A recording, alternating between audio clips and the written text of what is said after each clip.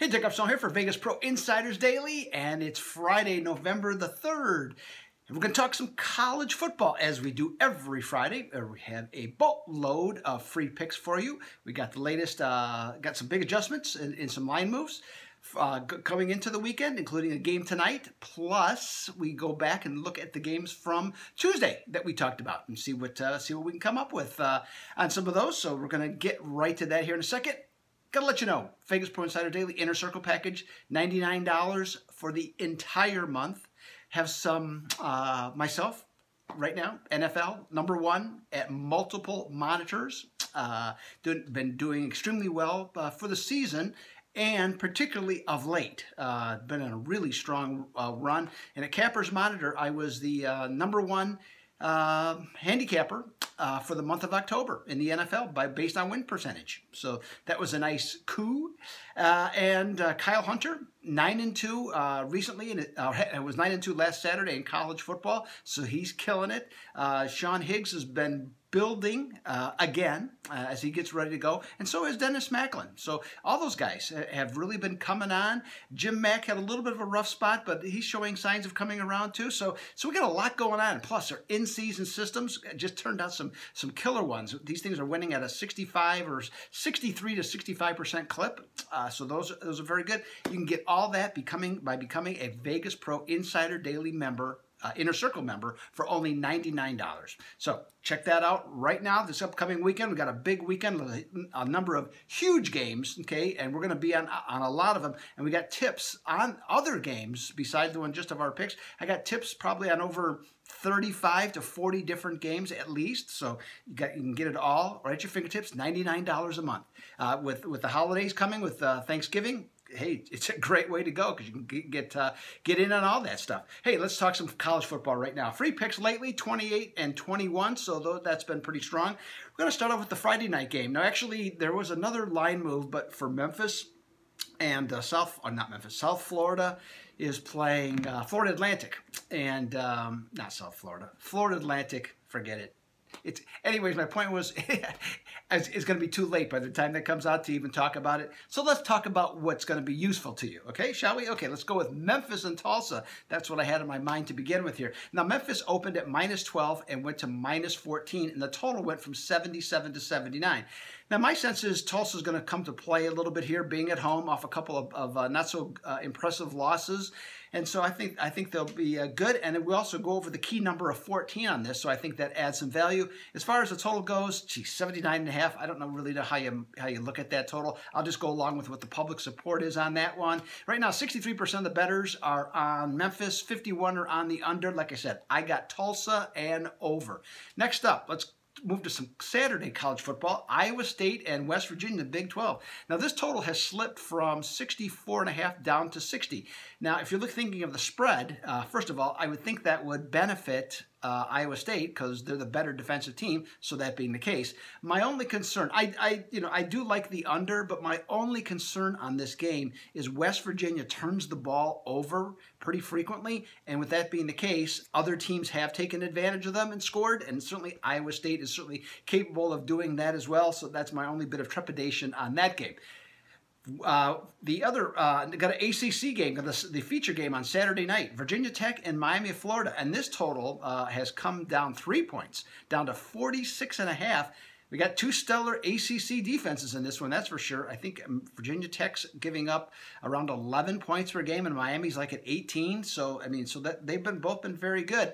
And when I started digging into the numbers, Virginia Tech is 10-2 under as a road favorite of 3 points or less, and Miami under Mark Richt, since he's been there, if they're off a conference game, 10-2 under again. So I like the under on that one, and 83% of bettors are doing exactly the same thing on that one. Got an Academy game for you, Army and Air Force. That's going to be on the CBS Sports Network. The totals recently have been 4-1-1 under, so it's not terribly surprising that the total, it really has fallen a great deal from 60 all the way down to 54. In the past, Air Force had some pretty good defenses, but this year they don't, okay? They're getting ripped up pretty much at every turn. Army is improved from prior years, beating Navy, for example, last year for the first time in seemingly forever. I think both teams are going to score at least 28 points in this game, so the 54 is out. I like the over, in spite of the fact 88% of bettors are on the under in this game. Now, hey, let's go back and talk about some of the games from the other day that we had brought up and see what some of the new things are that are occurring. We start with everybody's favorite Big Ten game, as I mentioned, Rutgers and Maryland. Woo! It's going to be a big one. Now, Maryland went from a pick to -2.5, kept going. They're up to 3 right now. The concern for me is Maryland is very inconsistent. You don't know literally 1 week from the next what you're going to get from this team. Obviously, the quarterback injuries have played a part, but even above and beyond that, last week they were down pretty good to Indiana. They came back and won. I just don't know how to figure this team. I think, not that Rutgers is good, but I think them being at home, catching 3 points, I'll take the 3 points on that one. Southern Mississippi and Tennessee, and I'm not surprised about this movement at all on this game. It went back the other way. Tennessee had gone from 7.5 down to 5.5. Now they're back up to 6.5 or 7, depending on the sports book and and where you look around at. I look at this, Tennessee. I mean, they're having a horrible year. Like I said, they're likely to lose. They're probably going to lose their coach. I just think that Southern Mississippi is not that good. They're 5-3, as I mentioned the other day. If Tennessee was good, you could say, well, okay, maybe you could make a case that maybe they wouldn't be as focused. This team needs victories, so they got to get them wherever they can. I think they'll cover. I think they'll cover the 7 or 6.5 on that one. And Big Ten action. Wisconsin at Indiana, and Wisconsin went from 9 to 11. It didn't stop there, my friends. It just kept going. They're up to 13.5, and that happened, I think it was Wednesday. Yeah, it was Wednesday that occurred. The interesting aspect about that, though, with it going up, 90% of bettors were on Wisconsin early. Now it's only 50-50, but yet that's all the way up.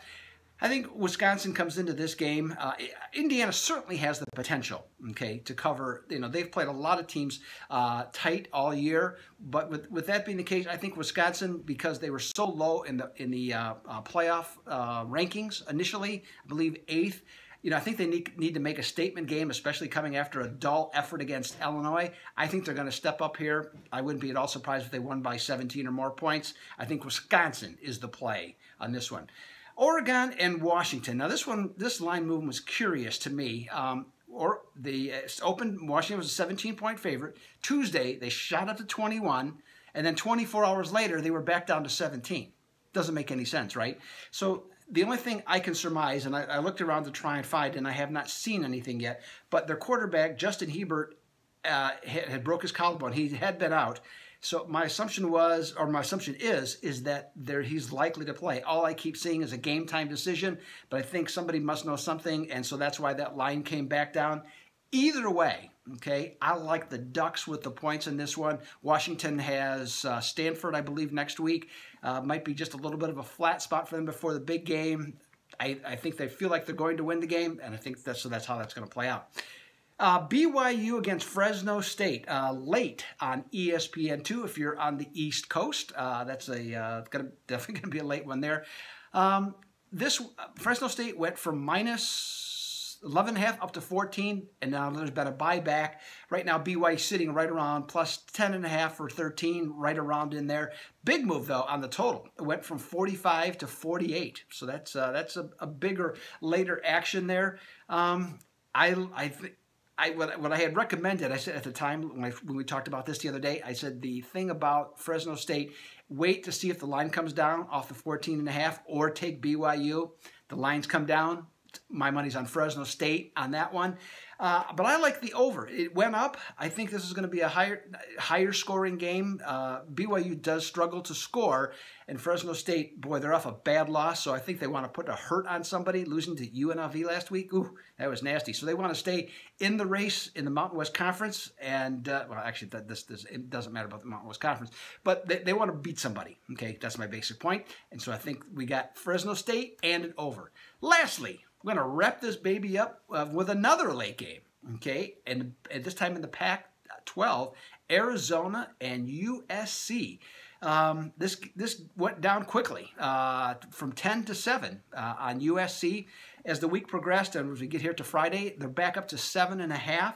And the total, though, has skyrocketed from 71 to 76. What's interesting about that is that 61% of the bets are on the under at the present time.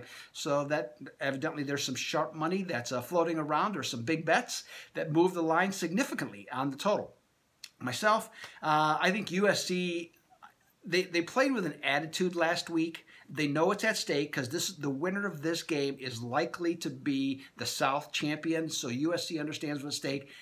I just think they're too good of a team from a talent standpoint still. I think they're going to end up winning and covering this game, and I do not think that that high of a total is going to be the case. I think there'll be enough defense played. I like the under net. So, hey, that's everything I have. You can, if you want, you can go to the website. You can see more. You can go through the stuff a little bit more, see some of the betting percentages, and also I got the sides will be posted up here shortly, and that's been pretty good. What is it? 27, 16, and 2 for what the public, the top 5 bets that they've been on during the course of the entire season. So you might want to check those out. I got 5 of them up there for you to look at, plus all these free picks that I just gave out. So we'll be back tomorrow, Saturday, talking some NFL football. Looking forward to that. And hey, just keep the gravy train going here, ladies and gentlemen. So let's make it happen. This is Doug Upstone for Vegas Pro Insider Daily. I am out.